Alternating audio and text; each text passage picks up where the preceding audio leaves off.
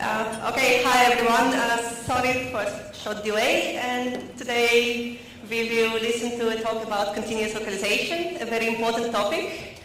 And we have Dwayne and Ryan to talk about it. And what can I say? Dwayne has been involved with open source since 2001 and worked with Portal and Translation Toolkit. And Ryan works with him, and let's give them a round of applause. Thank you.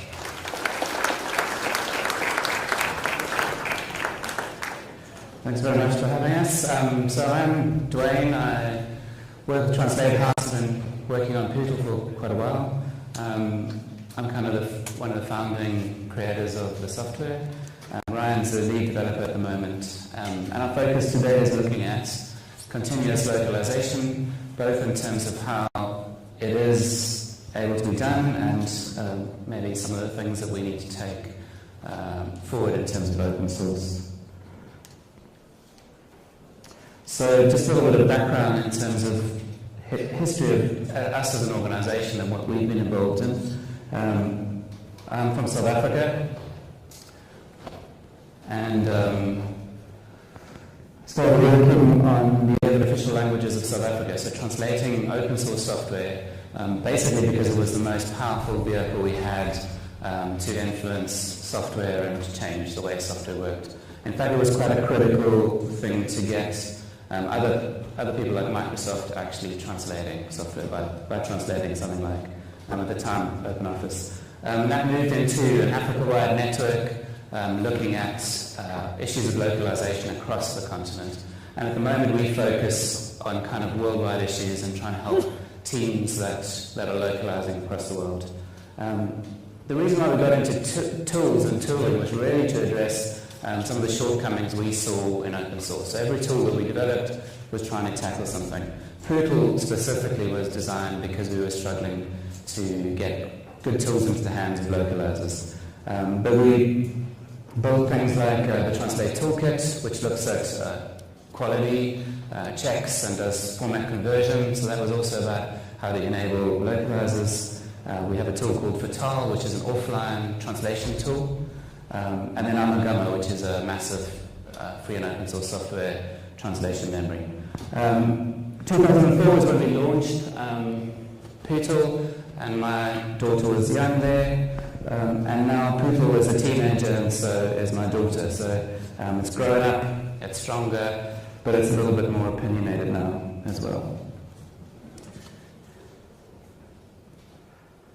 So over time I've been involved in localization, and I'm a bit of an accidental localizer. My training is in mechanical engineering, but I got involved in localization because of the impact it could have on people.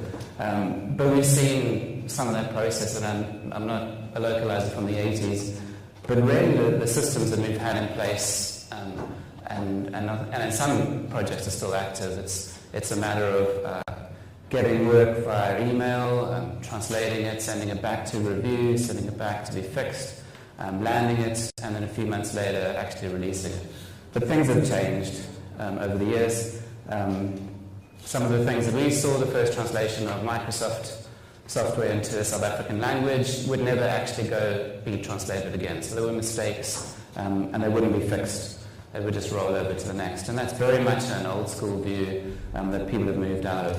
In a space where people were translating 10, 15, if you were a radically progressive organization, you'd probably be doing 35 languages. But the first thing we start seeing, we see it happen even with Ubuntu, just exposing translations to other people and making it a little bit divorced from the actual release. We see Microsoft started doing language pack concepts and getting that out. And we see quite quickly Facebook and Twitter doing massive community-based localizations. And we're looking at things like hundreds of languages. So in the present day, we are looking at translation processes that need to deal with lots and lots of languages. And that's the reality we're in. The world's changing. You're having to deliver rapidly. You're having to think about mobile and web apps. You've got multiple different targets. You've got new markets. 20% of the web are native English speakers and the rest are growing. All the languages that are really growing in terms of multi-digit % every year are things like Russian, Chinese, Spanish is counted there as well. English is growing, but not as big as these other languages, and more people are coming on board with mobile. In fact, I think it's 2013 was the year in which more people were using mobile to access the web than were using desktops. So a very, very dynamic change and a very dynamic change in the environment. And that's kind of why we're having to look at continuous localization, certainly in the open source space. I just wanted to quickly valorize localizers, because I don't think we spend enough time focusing on the effort that they put in and why we want to look at continuous localization from that to assist them. Often localization processes are really built around the developers. They're built to support the development process. And it's time that we honour the people who work really, really hard across often multiple projects, multiple formats, multiple tools, etc., etc., etc. A kind of environment that developers are not really used to. But people are really, really passionate about advancing their language. And so that's some of the motivation of why continuous localization is critical, because it's about how do we make these people really, really effective. Some of the processes that we've seen over the years that we want to try look at fixing, and we think continuous localization is part of what fixes that. Strangely enough, if you're looking at continuous localization as things moving more quickly, we feel that some of the way you can approach continuous localization will actually effectively reduce the load on translators, really focusing on which things are more important than other things, providing much more context in a way of translators getting context that they might not usually do. Having a strong focus on quality in the same way that continuous integration looks at checks. Having really quick processes that can allow strings to be turned around very, very quickly, and actually breaking the concept, which I think a lot of people have loved for too long, of string freezes, that there's a deadline at which you can't change things, but actually creating a system that is much, much more dynamic. The key ideas for us in terms of continuous localization is really trying to look at reducing the friction in the process. So which are the processes that require manual intervention or intervention that is not helpful for the localization process? How do you oil those well? How do you eliminate them, or how do you reduce the cost of them? Obviously, reducing and eliminating manual processes because they become blockers in terms of process.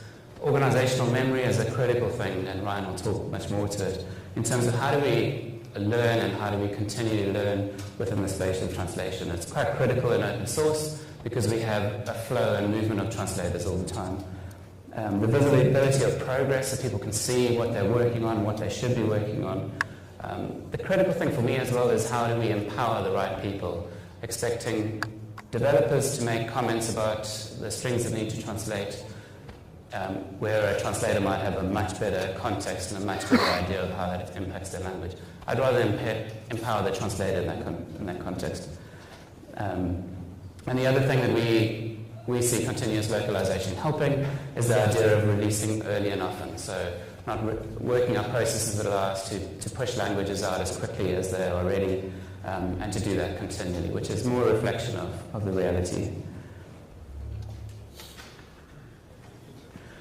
So I just wanted to quickly leap into things that we feel that people should be doing right now if you're not doing anything around continuous localization.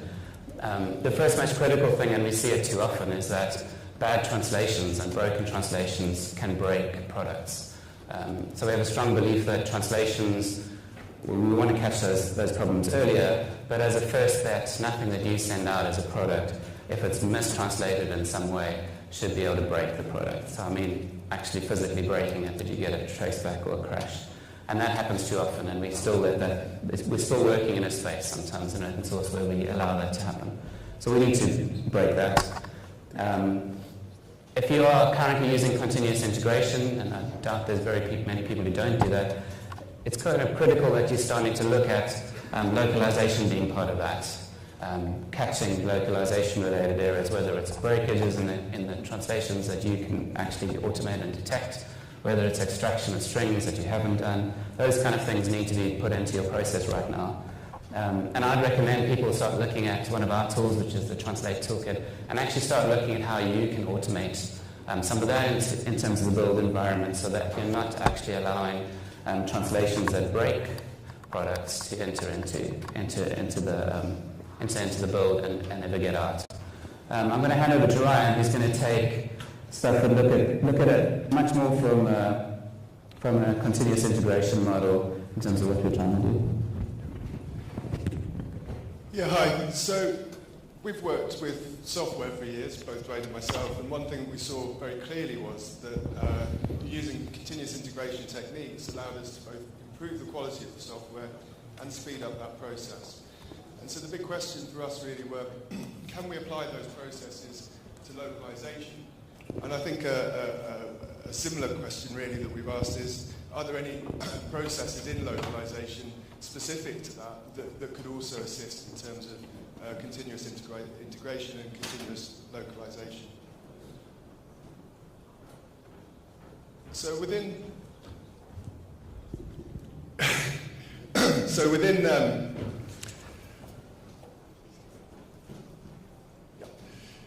localization, obviously we have quality checks, and as Dwayne mentioned just previously, the Translate Toolkit provides many such checks. I think the ultimate aim is to prevent the strings ever reaching the build process, so that they don't break builds and they don't break the built product.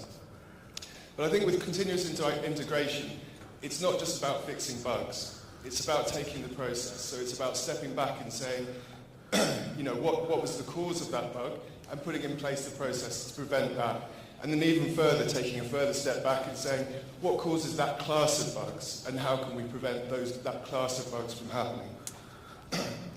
Within localization, there's obviously already the quality checks, but that also provides metrics. It's not simply about whether or not a build can pass or fail. It's also about whether or not the developers and localizers have sight of change in the process. So I think one of the things we've been really looking at recently is really two different sets of checks. And if we use GitHub, I think other repositories have similar mechanisms, but it can show you basically if your continuous integration tests are failing, or other metrics about any change that you're proposing. And really what we'd like to do is to have something similar. So when developers make commits to the branch, they can see this has added so many strings. The translators can see that those strings have been added straight away. And then on the flip side, when the translations are being committed to the repository, the checks that are currently happening in the translation environment could also potentially be happening at that point of change.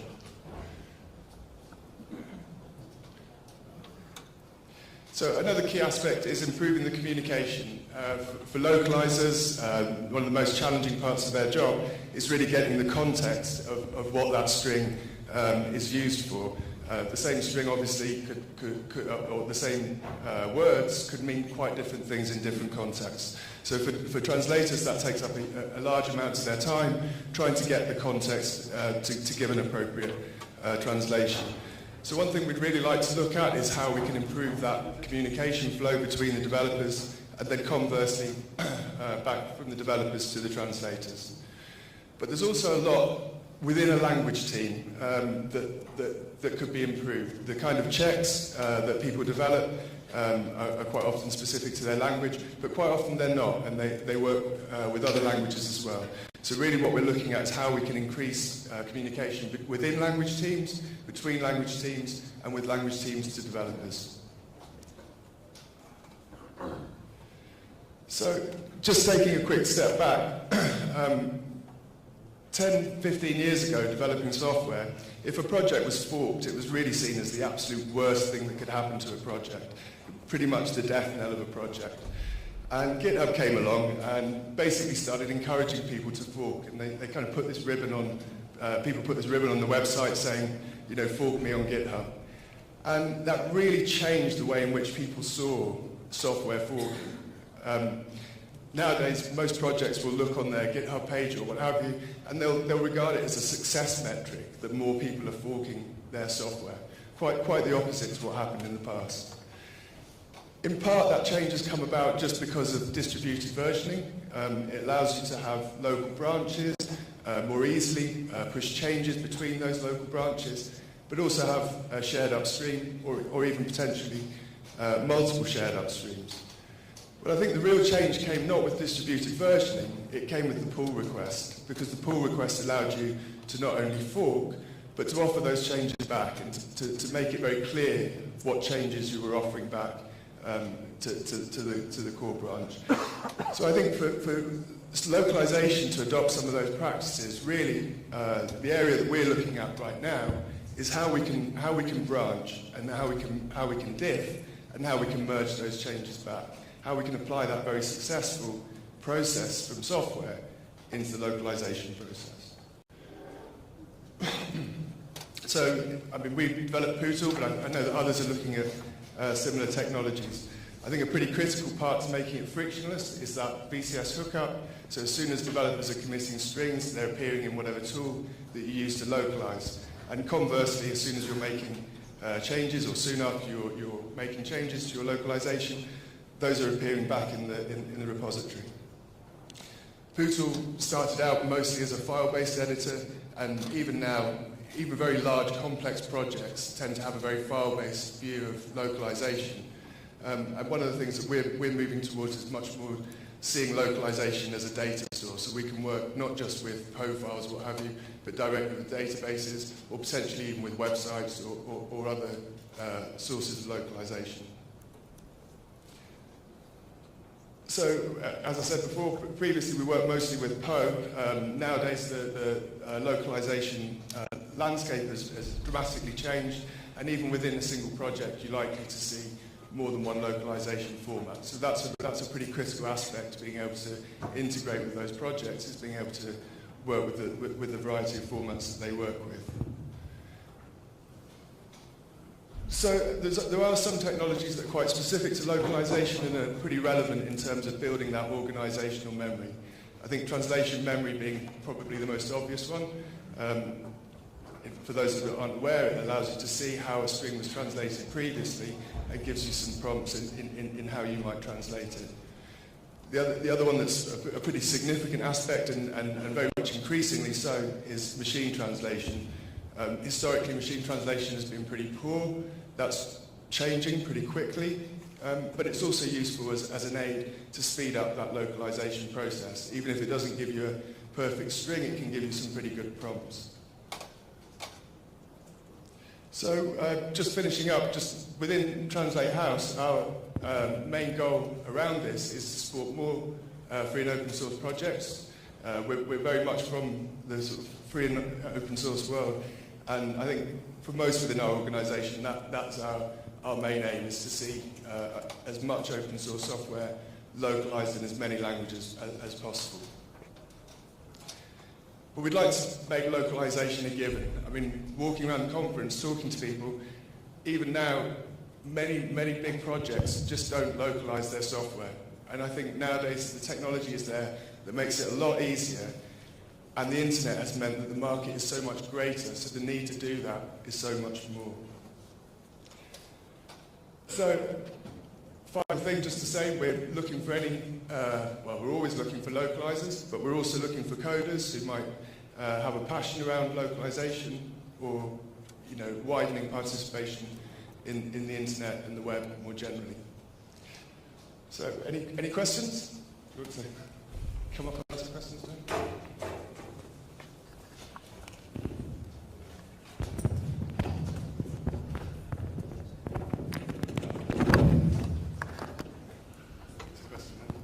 Okay, thank you. Questions? Yes?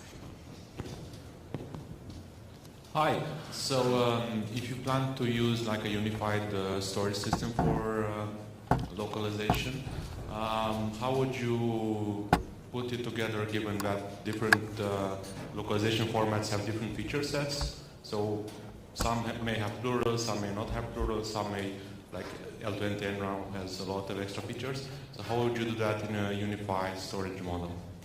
Well, answering that.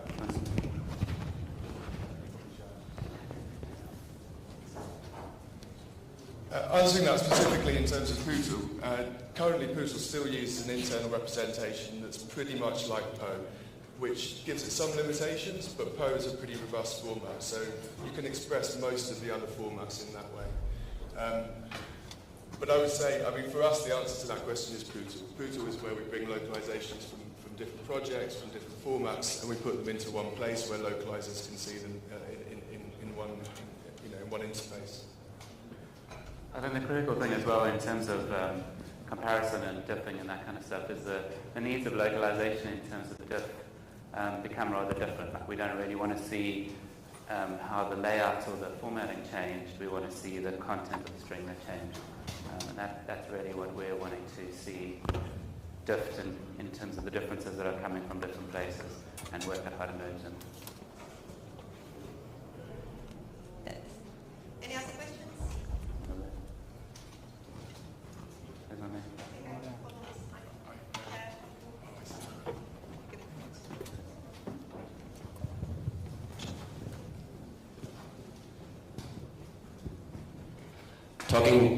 Talking about teams and building up with localizators, what would you suggest if there's someone showing up with a rare language that's not in the local database, no glibc support or anything, so a new language? Do you recommend they will start translating the PO files or go to the source first so that they get support for the basics?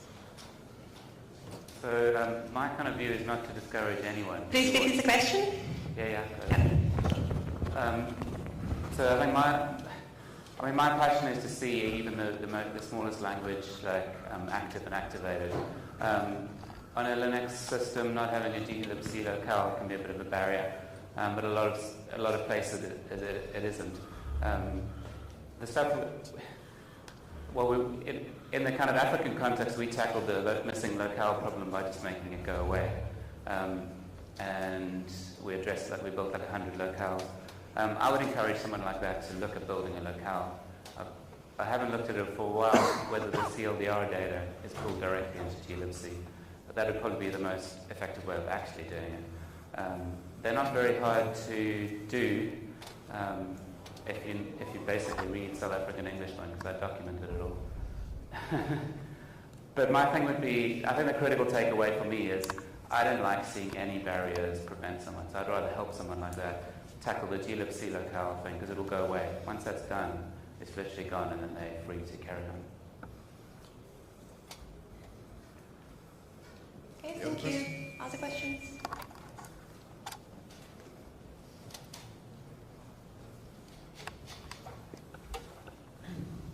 I work together with the Asteroid OS team to manage translations there. And one of the troubles we're running into is that we have the applications which are all Qt, so we have the Qt translation system for all the strings in the application. And then we have the desktop files, which contain the app name that also needs to be translated. We're currently using Weblate for that. But we can only translate the in-app strings, and we have to try to find a way to personally contact the translators to get the desktop entries translated. Do you have any tips on how to handle situations like that? Yeah, I'm not.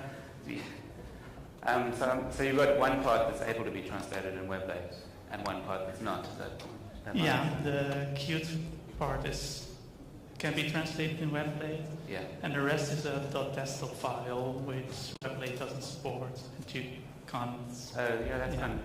So I would look at the GNOME tool which allows you to translate .desktop files, and then convert it to PO, which might be an approach, because I'm pretty sure then you could translate it in PO format. Okay, thanks.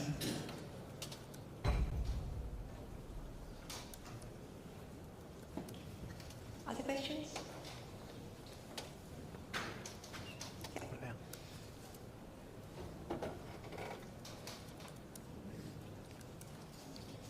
Hang on.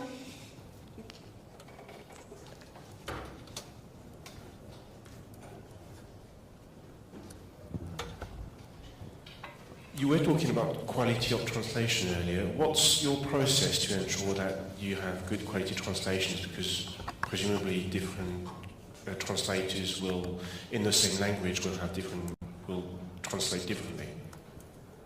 Sure. So especially when you're dealing with volunteer translators, the metrics that I'm looking at is making sure that you've got, depending on the maturity of the language, looking that you've got the resources that enhance translation. So well-defined terminology, followed by translation memory. That would be how I try to look at consistency. The thing that we want to see language teams specifically do is actually build quality metric tests that can actually ensure that. But the critical thing we've found is that actually before translation memory is to get consistent terminology that relates to the domain that they're translating. And that's the kind of first step of getting at consistency. I think part of the answer to that is about tone as well, because somebody can translate something completely correctly, but it may not be the tone that was intended when the string is used. So I think in that, one of the key things there is not necessarily a continuous localization, it's the review. It's about building those teams that can give the right oversight and training to the localizers.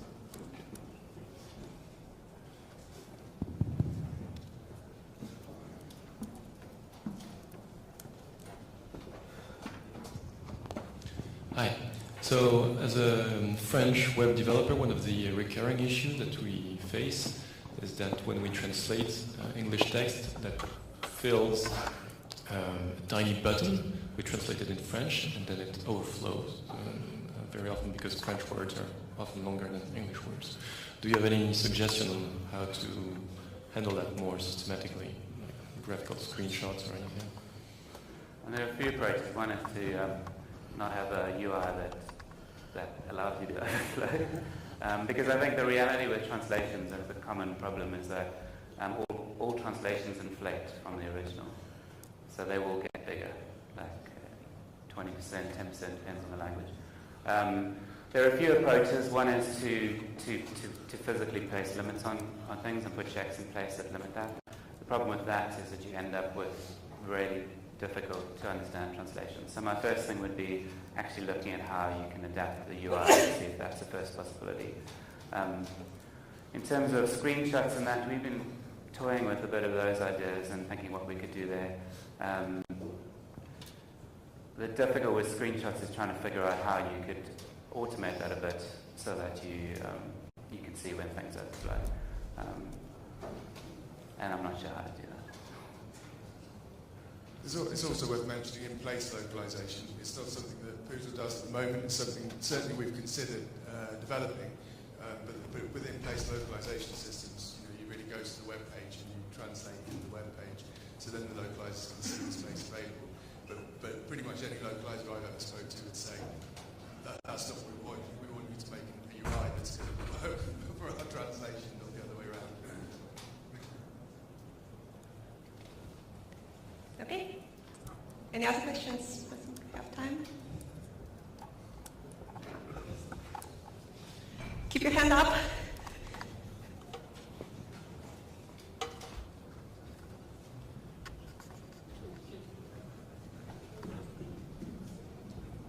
Thanks. I have a question that about a feature that is usually available in translation software.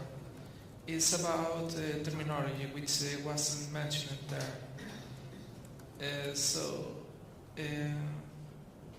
What is your thoughts about the extensive uses of terminology in order to improve the quality of translations? I think it depends a little bit on what's being translated. Last year I was in India and working with some government organisations there, and the point they made is that without the terminology, even within a single language, the same word, because it's a relatively new word, may be translated many different ways. And for an organisation as big as the Indian government, they're dealing with, I think they've got eight official large languages and many dialects. So I think terminology provides, particularly for newer terms, a way of standardising that and preventing it from being translated 100 different ways. So I think it's a very important part. I mean, I think addressing it in a continuous localization thing for me is, I think often terminology is neglected, but it's really empowering the translators. That would be my passion, is seeing the translators actually developing the terminology that applies to the domain that they're localizing. So the words they have problems with, that becomes the terminology for that problem domain.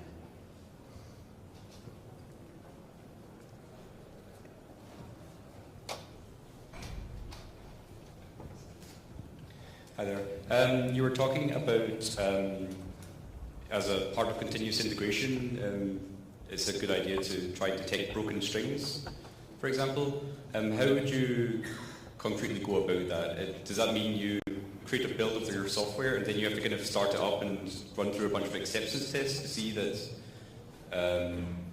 the software doesn't crash, for example, because of a weird string? Or do you do screenshotting or this kind of thing? Or what's the approach there? So the question is, how do you prevent strings from breaking builds, and how can you put in place those processes? I think there's not a single answer to that. I think at the moment, for example, in Poodle, you can translate things and it will show where there's critical errors. One of the things that we've talked about quite a lot, we'd like to add, is the ability to have something a bit like a pull request. So when somebody makes a bunch of changes, you could see that that's going to create so many critical checks, critical fails. The critical fails tend to be the kind of things that will break a build. Ideally, they wouldn't get into your master translations. Ideally, they would be reviewed, and as part of that review process, that would be prevented. Much like with a pull request, if it goes off to Travis and it fails, people won't land it. But I think there's a second part to that which we don't have yet, but something that would be very nice to have is literally at the point where pull requests are made to push the translation strings. Those checks are repeated again, so the developers can see that coming in to their repository. I mean, just to raise one of those things, I mean, I think we actually unpicked it from our effort. It's an approach that I would do as kind of like if you're looking at things as like walls of defense. The one was if a string does fail to be translated, so either something happens when you're trying to get the string. Our app is using gettext, so it's that approach. Or it fails to interpolate, so the variables are translated or broken in some way. And we fall back to English. So English is not ideal in a UI, but it's better than crashing or breaking. So that would be my first line of defense. But our things with continuous localization is trying to bring that further forward. So a simple one would be if it is gettext, even using gettext itself to see if the file compiles, and that you're not pushing it out with a compiled file that's broken, which is quite possible in certain contexts when you're not necessarily using gettext directly. And then the translate toolkit will do things that we actually look for variables. We can write tests that look for variables that are broken or XML that's broken, or etc. And XML becomes quite a problematic one where, especially if you're doing some kind of interpretation on it, you're expecting the XML to look a certain way. You've used names that look eminently translatable, like page or color, and people then translate it. So just building those checks in so that they're caught right at the beginning. And so I think the critical thing in builds is that and the problem with some of the automated checks is that they do need to be a kind of 100% accurate. So you can't really deal with false positives in that space. But there's enough checks that you can build to catch those right there and prevent them ever even going out. Thanks.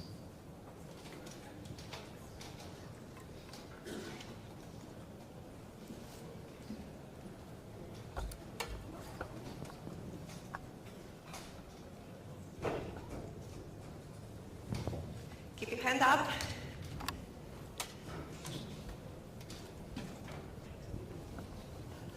Hi.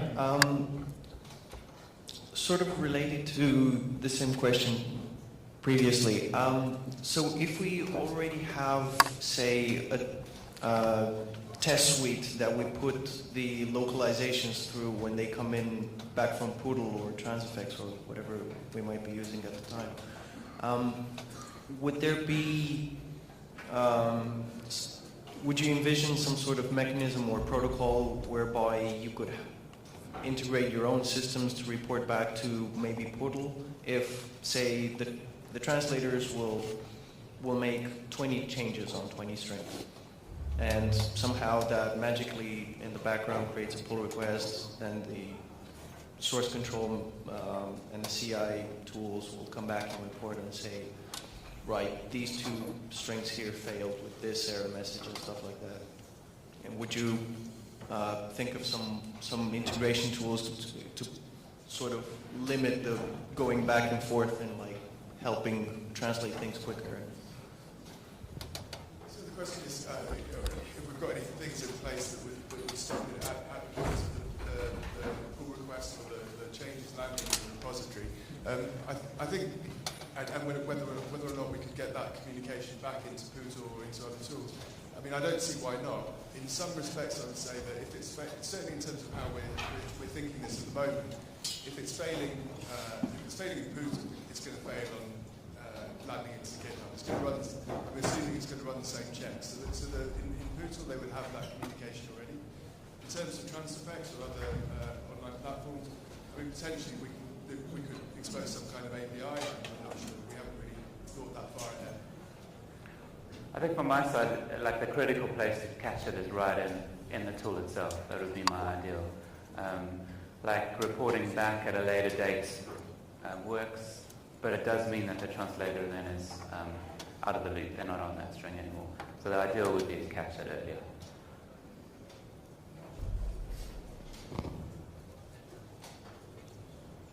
Okay, I don't see any other questions. Thank you so much. And let's end.